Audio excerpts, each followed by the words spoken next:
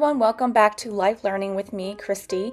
I am a bachelor's student studying to be a teacher at WGU. Today I would like to talk to you guys about how to pass tasks. So, how do you write a task?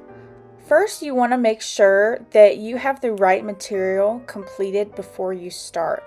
If it's one task, usually that means you might need to do all the material first. If you have multiple tasks, you can either do the units for a task and repeat, or finish all of the material before you get to any of the tasks. And right here, I'm going to show you the required sections. Make sure you know what is required.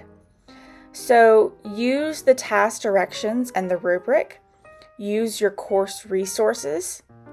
So right here, I'm showing you what's required for this particular task. There's an introduction. Here are the main requirements that I will need to include in my task.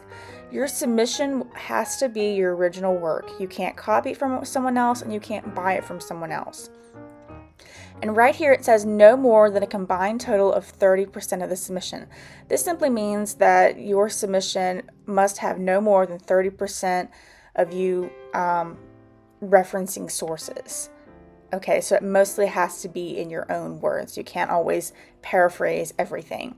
And right here we have the continued requirements for this particular task. As I said, you want to use all the resources available to you. So you can use the cohorts, maybe the recorded cohorts as I'm showing you here. You can also use your notes. That's a very good place to start. I always like to see where in the task I'm having to use my notes, where in the task I'm having to use the cohorts.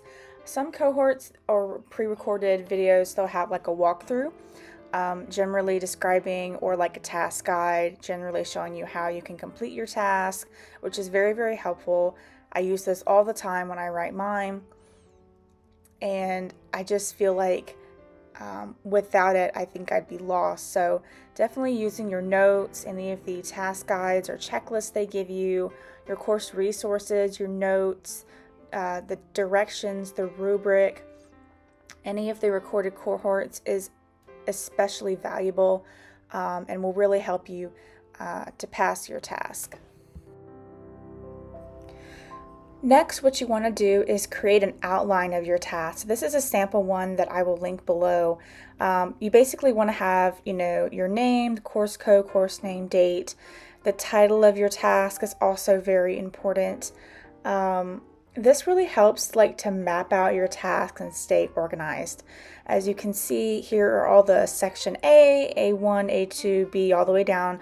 Requirements. I just write it in written format and then I have my answer below it because it's very organized and this keeps it flowing.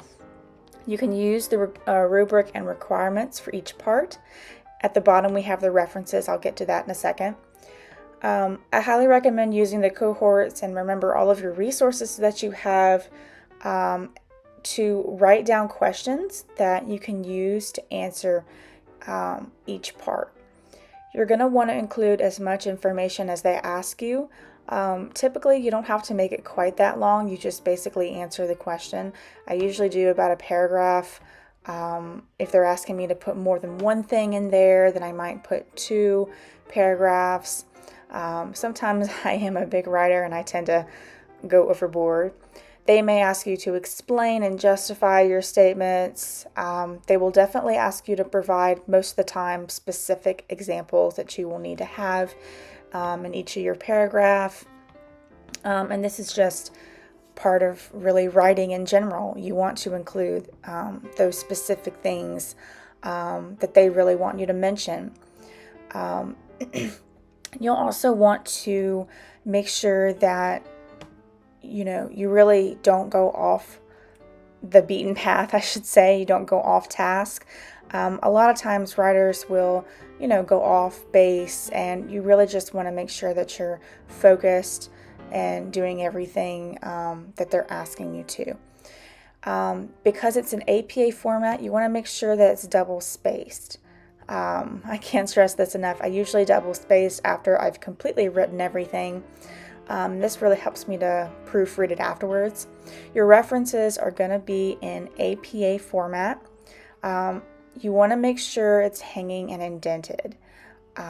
So if you're using Google Docs, I just type in the help thing and it just pops up where I need to go to make it indented and hanging. This is just a quick sample of what your references could look like: last name, first name, that sort of thing.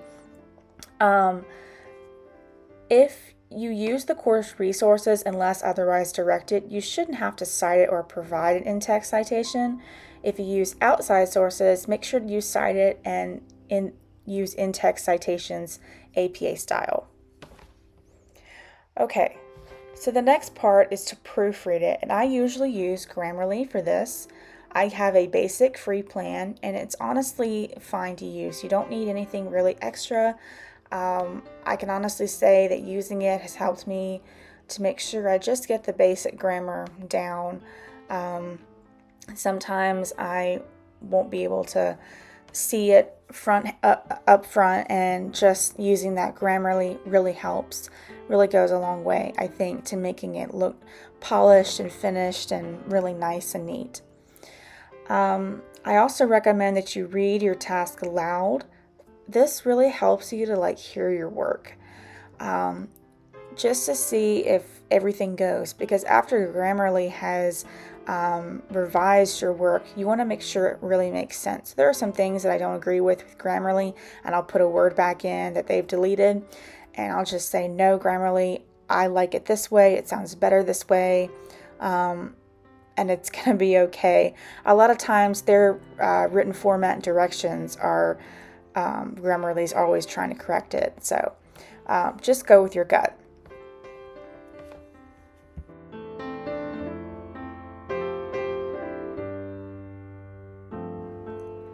A final check is always very important. Use the rubric before you submit. This helps to make sure you didn't forget anything. Go through each one and make sure that your paper is competent in every little area. Make sure it has all the requirements that you need for this task. Using the rubric has been helpful. Sometimes I use it and then I realize, oh, I forgot something, so it really does help. This is what it will look like once it is submitted. As you can see, I have an actual task in there. The similarity report basically shows you how much your paper has referenced those sources. So I stayed below 30%, so that's still passing. As you can see, it's in the submitted and it's in queue. It's a rating to be picked up by an evaluator. It will tell me when I need to get it back. If you want to cancel your task, you can also do that as well. But this basically just shows you what it's like.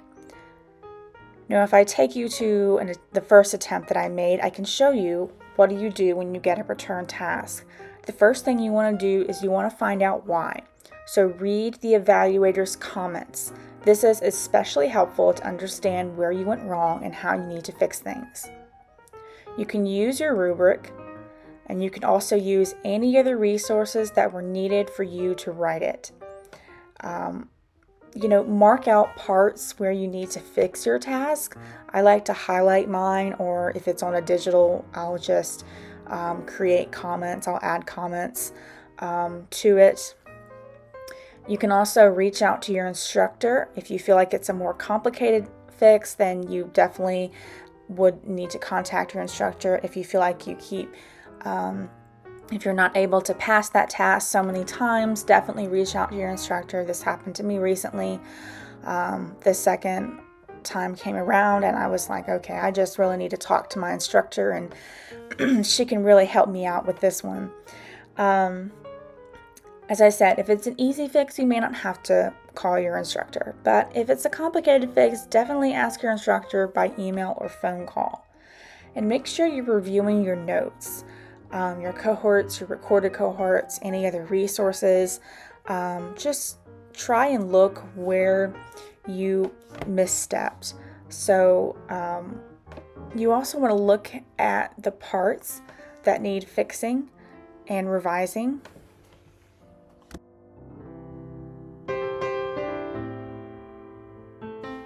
And you also want to make sure that you revise it. Spend time thoroughly. Make sure you have the right elements. Make sure you incorporate what the evaluator and your instructor's comments and what they're asking you to fix. Your instructor can really give you insight on what the evaluator is saying if you really don't understand, which I think is super helpful. Make sure you read it again and you proofread it again, because you do not want to submit a second or third attempt task without checking your grammar and without checking that it makes sense to you. And as I said, you will know if it makes sense. Sometimes Grammarly, even though it proofreads some things, it will get some things wrong. So I highly recommend just reading it to yourself. Really goes back to making sure that you are answering the requirements for that particular section, which is very key to passing your task. So don't get so overwhelmed by the grammar that the grammar has to be perfect. Just make sure that it makes sense and it answers the required elements of that section question. So as you can see here, I'm adding some things to this task, and this is a sample. This is not really a real task. I'm just kind of showing you, giving you an example that I am proofreading my second attempt. As you can see in yellow, that's the premium version. But if I click on it, I'm still, kind of correcting things. I don't really need that premium version because all I want to do is make sure that it makes sense and has all the required elements needed. Right here, I am showing you guys how you can select an appointment for your instructor. So whether you need 15, 30 minutes, that's what I usually recommend. I've never used a 45-minute version to meet with my instructor. But right here, I'm just showing you guys how you can make that appointment with your instructor. So once it loads, there will be some available times to where you can select what day and time feels right for you, and then you just click continue. Okay, so right here we have the writing center, which is super helpful for when you're writing tasks. When you are finished writing and you just want a second opinion, meeting or reaching out to a writing instructor is very important. You can attend a live event. You can also hand in your paper to them, and they will send you a video of where you need corrections or when you need additional writing help. And then you can also view recorded cohorts that they have as well that can really help you to understand your writing better and to help you write that task to where you are really proficient with it. And that's what you really want. They also talk a lot about sources and APA style. Just really reaching out to them has really helped me in several of my tasks without even having to need my instructor, although getting my instructor's help is very helpful and it's what you should want to do. So I do recommend you do that. When you are ready to submit that task, submit it with confidence. Smile. Sometimes I like to just take a couple of deep breaths. Say to yourself, I got this, I got this, I got this, or whatever else it is that you like to do to really give yourself confidence when you're submitting that task. Don't stress. Remember that even if you do get it returned back, you can fix it, submit it again, and pass it. And even if you have to submit it on that third time like I have, again, don't feel bad about yourself. Just know that every setback is an opportunity to even make it better. And I think the task that I recently submit for the third time was a whole lot better than the first one. Well, everyone, I would just like to thank you all for watching and being a part of to learn what it's like to pass and how to pass a particular task or performance assessment. I really hope this helps you in gaining a proficient score. If you have any questions or comments, let me know down below. Thank you again, and see you all again soon. Bye.